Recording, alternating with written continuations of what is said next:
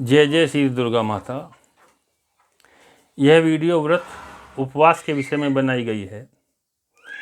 साधारणतः व्रतों के विषय में सभी को प्रारंभिक जानकारी होती है। पुराणों में अनेक प्रकार के व्रतों का विवरण मिलता है, जैसे वारों के व्रत हैं, सभी तिथियों के व्रत हैं, व्रत अन्य देवी देवताओं के व्रत हैं, जघन्य पापों के प्रायश्चित के लिए चांद्रायण व्रत, कृच्छ व्रत आदि होते हैं। यहाँ केवल मैं नव दुर्गा विषय के बारे में साधारणतः जानकारी दे रहा हूँ। व्रत 3 प्रकार के होते हैं।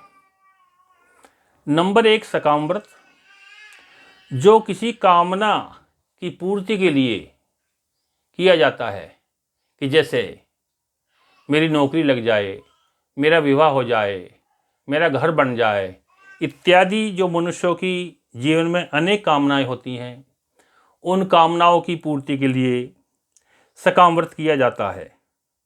नंबर 2 निष्काम व्रत। यह व्रत ईश्वर को प्रसन्न करने के लिए किया जाता है। हे ईश्वर, जो तुमने मुझे दिया है मैं उससे संतुष्ट हूँ, मुझे किसी वस्तु की आवश्यकता नहीं है, जैसा जीवन यापन मेरा चल रहा है वो ठीक है, और मैं आपको प्रसन्न करने के लिए आपकी कृपा मुझ पर सदैव बनी रहे, ये मैं व्रत कर रहा हूँ। इस व्रत का नाम है सकाम व्रत। तीसरे व्रत का नाम है अनशन व्रत, जो समय अनुसार जीवन यापन करने के पश्चात भगवत धाम की प्राप्ति के लिए जब संपूर्ण अपने जीवन के कार्य संपन्न हो जाएं और जीने की मन में लालसा न रहे, इस संसार से, इस परिवार से मोह का परित्याग हो जाए, तो ऐसे व्रत को करने के लिए व्रती अनशन व्रत करके अपने प्राण त्याग करता है, जिसका प्रमाण गरुड़ पुराण में मिलता है। सभी व्रतों में सामान्यतः समान नियम हैं। व्रत रखने वाले स्त्री पुरुषों को व्रत के दिन से पहले रात्रि में मुख शुद्ध करके सोना चाहिए। प्रातः उठकर आयुर्वेदिक मंजन से दांत साफ कर सकते हैं। लकड़ी की दातौन करना व्रत में निषिद्ध है।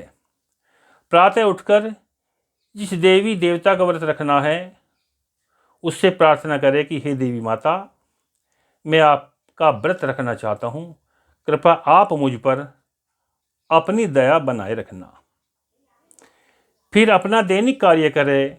स्नान आदि से निवृत्त होकर शरीर शुद्धि के लिए पंचगव्य का पान करें। अगर पंचगव्य उपलब्ध ना हो तो केवल गंगा जल से मुख शुद्धि कर सकते हैं। पूजा स्थल में बैठकर सभी देवी देवताओं की पूजा करें, अर्चना करें, प्रार्थना करें, और देवी के वाम भाग में पहले से ही एक तेल का दीपक जलाकर रख दे भैरव बाबा के लिए, कि हे भैरव बाबा, मैं देवी की उपासना कर रहा हूँ, इसलिए आपकी आज्ञा चाहता हूँ, आपकी कृपा मुझ पर सदैव बनी रहे और मेरी पूजा सफल हो। और फिर दुर्गा जी की घट स्थापना करें। घट स्थापना की वीडियो चैनल पर आप देख सकते हैं। इससे पूर्व ही मैंने अभी डाउनलोड की है। घट स्थापना के पश्चात श्री दुर्गा जी की पूजा सामग्री चढ़ाएं तथा फिर आप दुर्गा सप्तशती का पाठ करें। अगर आपके पास पर्याप्त समय नहीं है तो श्री दुर्गा जी का कवच, अगला और कीलक का प्रतिदिन पाठ कर सकते हैं। और उसका भी समय आपके पास नहीं है तो आप 1 माला, 5 माला, 11 माला दुर्गा के मंत्र की कर सकते हैं, जो आपको गुरु से प्राप्त होगी। फिर अंत में पूजा पाठ करके, मंत्र आदि का समापन करके अपने घर में ही अग्यारी करें।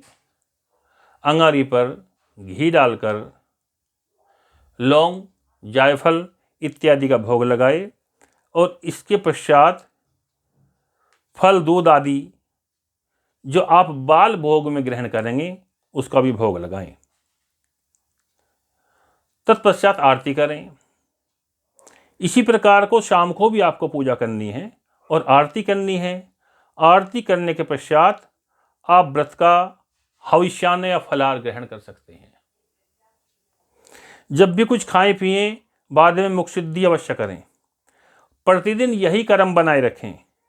अगर आपके कुलाचार में अष्टमी मनाई जाती है तो इसी दिन कन्या जिमावें, और अगर आपके यहाँ नवमी मनाई जाती है तो नवमी को ही कन्या जिमानी चाहिए।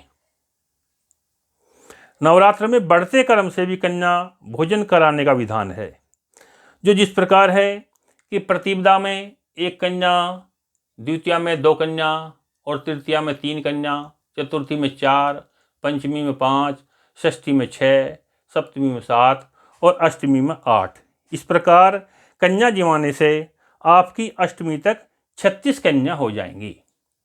और जिनके यहाँ नवमी मनती है वो अष्टमी में 8 कन्या के क्रम से जिमाकर अगले दिन नवमी में 9 कन्या जिमाएं तो उसकी कन्याओं का योग 45 हो जाएगा। इस प्रकार ये दोनों ही पूर्ण संख्याएं हैं। इस प्रकार कन्या जिमाने से विशेष फल की प्राप्ति होती है। कन्याओं में कभी भी जाति भेद नहीं देखना चाहिए। वो किसी भी वर्ण की, किसी भी धर्म की, किसी भी जाति की हो, जो स्वेच्छा से आपके घर भोजन के लिए आ जाएं, वह कन्या उचित हैं। कन्याओं में भेद देखने वाला अपने व्रत का ह्रास करता है तथा देवी उससे रुष्ट हो जाती है। अब मैं व्रतों के नियमों के ऊपर प्रकाश डालता हूँ। व्रत में तेल का प्रयोग न करें। हरी मिर्च टमाटर का भी त्याग कर दें। लहसुन प्याज तो लेना ही नहीं है। अगर आप फलाहार नहीं कर सकते तो एक समय सादा भोजन भी ले सकते हैं, जिसमें गेहूं की रोटी, पपीता, आलू, लौकी, कांसी फल, परमल की सब्जी का प्रयोग कर सकते हैं। केवल सेंधा नमक, जीरा और काली मिर्च का ही प्रयोग करना चाहिए। इस व्रत को आप नमक रहित भी कर सकते हैं, बिना नमक के। दिन में सोना, किसी को गाली देना, चुगली करना अथवा सुनना, झूठ बोलना, झूठा या बासी खाना या अपनी झूठन किसी को देना, अश्लील चित्र, फिल्म आदि देखना, कुसंग तथा दूसरों में बुराई देखना आदि भी व्रत को भंग करते हैं। आपको वीडियो कैसी लगी, चैनल को सब्सक्राइब करें, लाइक करें तथा अपना सुझाव भी दें। इसी विषय में अगली वीडियो शीघ्र जारी की जाएगी। से धन्यवाद। दुर्गा मैया